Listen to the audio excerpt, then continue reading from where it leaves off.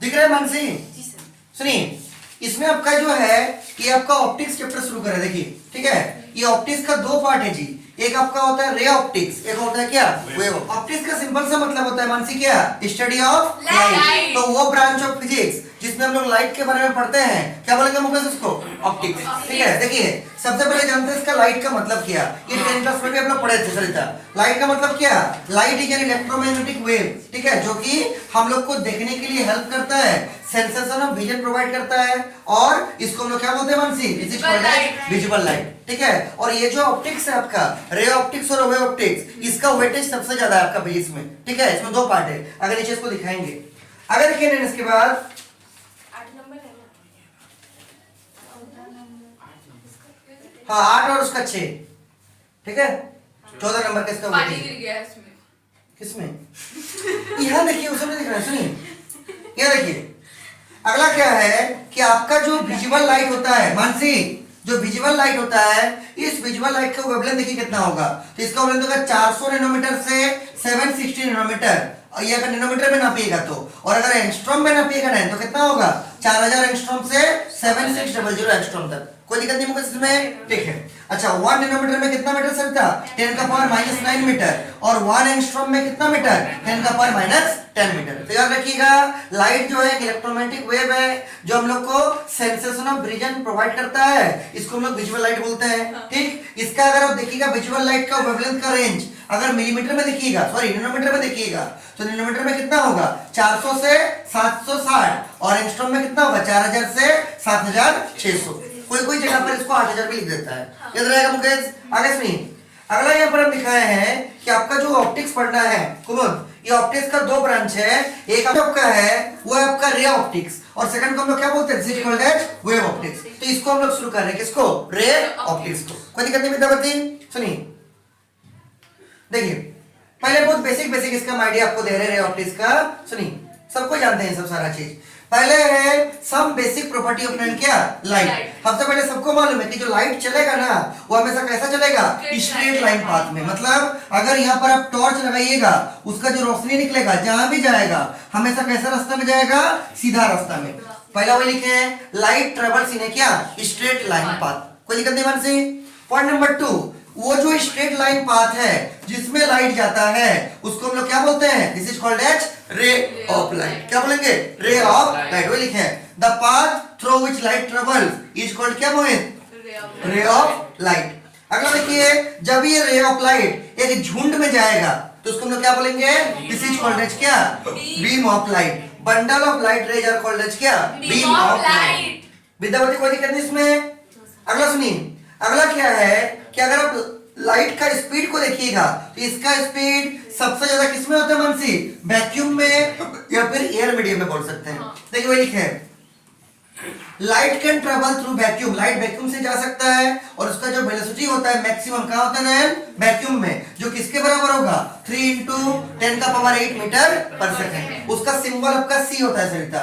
मतलब वैक्यूम में लाइट का स्पीड को किससे दिखाते हैं, सी से। तो सी बराबर कितना, 3 × 10⁸ मीटर पर सेकंड। आगे सुनिए, लाइट का स्पीड जो है मीडियम चेंज करने से चेंज होता है। मतलब एयर में अलग होगा, वाटर में अलग होगा, डायमंड में अलग होगा, ग्लास में अलग होगा, लेकिन लाइट में चाहे आपका रिफ्लेक्शन हो, चाहे आपका रिफ्रैक्शन हो, चाहे कोई भी फिनोमेनन हो, एक चीज हमेशा कांस्टेंट रहेगा नैन, उसका नाम है क्या, फ्रीक्वेंसी। वही लिखे हैं velocity of light changes medium to medium but its frequency remains क्या, अनचेंज। मतलब उसका फ्रीक्वेंसी चेंज नहीं करेगा, उसका वेलोसिटी क्या होगा, मीडियम टू मीडियम चेंज करते रहेगा। कोई दिक्कत है बंसी। अगला सुनिए, पॉइंट नंबर 5 क्या है। पॉइंट नंबर 5 है कि लाइट जब किसी सरफेस में गिरेगा, जैसे ये आपका कोई सरफेस है, जब लाइट यहाँ पर ऐसे गिरेगा, मान लीजिए ये ग्लास स्लैब है, तो क्या होगा, कुछ लाइट को ये रिफ्लेक्ट कर देगा, जिस मीडियम से आया था उसी में चला जाएगा। कुछ लाइट को सरफेस एब्जॉर्ब कर लेगा सरिता, अपने आप सोख लेगा, एब्जॉर्ब कर लेगा, और कुछ को क्या करेगा सरिता, पीछे आपका ट्रांसमिट भी कर देगा। तो जब भी लाइट आपका किसी सरफेस पे गिरता है, वही लिखे हैं when light incident on a surface then three phenomenon में ऑकर। कुछ लाइट को क्या कर सकता है कुमुद? रिफ्लेक्ट कर देगा, जिस मीडियम से आया था उसी में चला जाएगा। कुछ को सरफेस क्या करेगा ना, एब्जॉर्ब कर लेगा, और कुछ को क्या करेगा, ट्रांसफर, ट्रांसमिट कर देगा, ट्रांसमिशन कर देगा। कोई दिक्कत नहीं इसमें। अब हम लोग डिटेल में समझते हैं कि आखिरकार ये रिफ्लेक्शन ऑफ लाइट होता क्या है। ये भी आपका 10 में था, पढ़े थे ना 10 क्लास में, वही वाला यहाँ पर डिटेल में है। देखिए समझाते हैं। मन से इसमें कोई दिक्कत है अभी तक मोहित? ठीक है, सुनिए पहले आपको समझाते हैं हम कि रिफ्लेक्शन का मतलब क्या होता है। देखिए सिंपल सा लैंग्वेज में, अगर ये आपका कोई प्लेन मिरर है या कोई रिफ्लेक्टिंग सरफेस है या कोई स्मूथ सरफेस है, ये सरफेस स्मूथ कैसा है? This is a smooth surface, smooth surface. इस स्मूथ सरफेस के ऊपर अगर कोई आपका रे ऑफ लाइट आके टकरा रहा है और टकराने के बाद जिस मीडियम से आया था उसी मीडियम में वापस लौट के चला जा रहा है, तो ये जो पूरा प्रोसेस होगा इसको हम लोग क्या बोलेंगे? Reflection of light. क्या बोलेंगे बंसी? Reflection of light. वही लिखा हुआ देखिए, when a ray of light incident on A reflecting surface, जो कैसा होना चाहिए? स्मूथ या पॉलिश्ड। याद रहेगा? Then and it returns to the same medium, जिस मीडियम से गया था उसी में लौट के चला आ रहा है। Such phenomenon of light is called as क्या कुमुद? Reflection of light। विद्यार्थी कोई दिक्कत नहीं इसमें। डायग्राम में देखिए, जो रे ऑफ लाइट इस स्मूथ सरफेस में आके टकरा रहा है, रिफ्लेक्टिंग सरफेस में आके टकरा रहा है, इस रे का नाम होता है क्या? Incident ray. क्या बोलेंगे ना? This is incident ray of light. और जिस पॉइंट पे आके टकराएगा इस पॉइंट को सीधा क्या बोलेंगे? Point of incidence. क्या बोलेंगे? This point is called as, पीछे में सब लिखे हैं इसके अगला पेज में, पॉइंट ऑफ क्या? इंसिडेंस। और टकराने के बाद जो रे यहां से निकल के जाएगा दिस इज कॉल्ड एज क्या शिवम? Reflected ray. क्या बोलेंगे इसको? This is called as reflected क्या? Ray. This is reflected ray. और एक चीज देखिए, ये हो गया आपका पॉइंट ऑफ इंसिडेंस कुमुद। इसके ऊपर डाल देंगे आप लोग नॉर्मल। क्या डाल देंगे?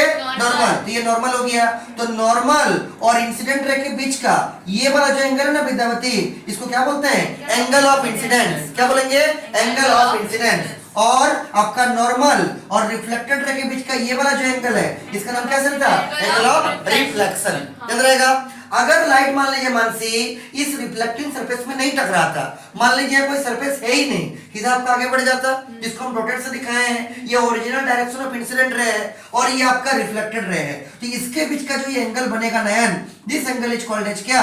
Angle of deviation. क्या बोलेंगे? Angle of deviation. मतलब लाइट ऐसे जा रहा था, कितना से मुड़ के गया, वो किससे मालूम चलेगा? एंगल ऑफ डेविएशन से। कोई दिक्कत है गौरव? पूरा क्लियर है? ये मुकेश आगे सुनिए, नीचे सब चीज यहाँ लिखे हैं, देखिए एक करके देखिए। यहाँ देखिए सबसे पहले लिखे ए बी, तो ए बी कहाँ है? देखिए ए बी है, दिस इज क्या? Reflecting surface. पी क्यू क्या है Mansi? Incident ray. Q R क्या है? Reflected ray. N1 N2 क्या है Sarita? This is the normal. कहाँ डाले हैं? At the point of incidence क्या? क्यू के ऊपर। कोई दिक्कत नहीं विद्यावती? अगला angle P Q N one कहाँ है? ये P है, ये Q है, ये N1 है। दिस एंगल इज क्या? Angle of incidence I।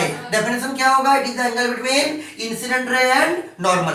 कोई दिक्कत नहीं मोहित? अगला एंगल N1 QR, ये देखिए N1 QR क्या बोलेंगे इसको? Angle of reflection R। और अगला क्या? डेल्टा। डेल्टा का नाम क्या है मानसी?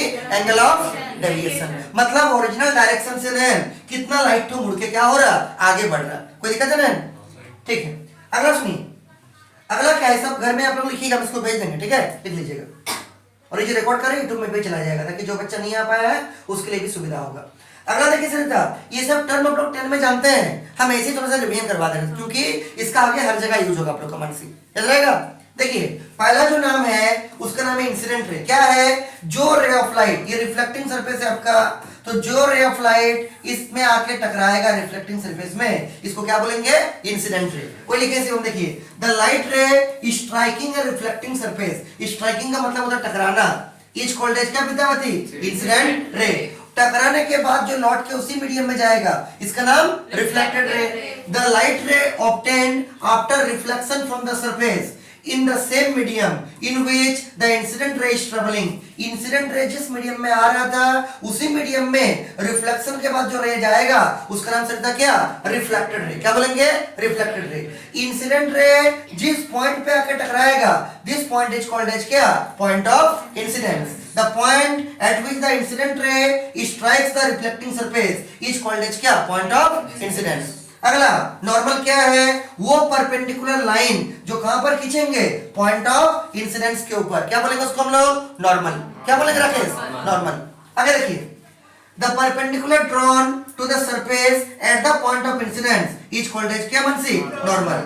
अगला है एंगल ऑफ इंसिडेंस, अभी आपको समझा है क्या होता है, इंसिडेंट रे और नॉर्मल के बीच का एंगल, वही लिखा हुआ देखिए यहाँ पर कुमुद कि the angle which the incident ray makes with the normal, जैसे ये आपका रिफ्लेक्टिंग सरफेस है, ये इंसिडेंट रे, ये रिफ्लेक्टेड रे, और ये हो गया नॉर्मल, कहां पर, पॉइंट ऑफ इंसिडेंस के ऊपर, तो इसको क्या बोलेंगे, एंगल ऑफ इंसिडेंस आई। इस एंगल को क्या बोलेंगे, नॉर्मल और रिफ्लेक्टेड रे के बीच का एंगल ऑफ रिफ्लेक्शन क्या, आर। वही देखिए लिखा हुआ है कि the angle which which the incident ray makes with the normal, this angle is called as the क्या, एंगल ऑफ इंसिडेंस। सिंबल इसका क्या होता है, small I. Angle of reflection क्या होगा कुमुद, कि वही कि जो आपका नॉर्मल होगा पॉइंट ऑफ इंसिडेंस के ऊपर और जो आपका रिफ्लेक्टेड रे होगा उसके बीच का एंगल क्या कहलाएगा, एंगल ऑफ रिफ्लेक्शन। सिंबल क्या होगा उसका मुकेश, आर। वही लिखे नीचे में, डिनोटेड बाय क्या, आर। कोई दिक्कत नहीं इसमें सरिता, समझ में आ रहा है ना, ठीक है। देखिए अगला देखिए क्या लेना है, देखिए अगला है एंगल ऑफ डेविएशन। इसका सिंबल क्या है मनसी, डेल्टा।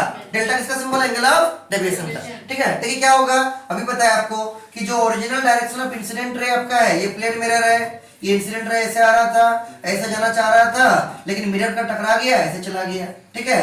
इसको बोलते हैं हम लोग क्या, एंगल ऑफ इंसिडेंस आई, इसको बोलते हैं एंगल ऑफ रिफ्लेक्शन आर, इसको बोलते हैं क्या, एंगल ऑफ डेविएशन डेल्टा। अगर आप ध्यान से गौर से देखिएगा मानसी, तो यहाँ पर ये जो स्ट्रेट लाइन है ना, ये पूरा स्ट्रेट लाइन बिल्कुल हो रहा है, इसमें ये पूरा एंगल का वैल्यू कितना होगा सरिता, 180 डिग्री।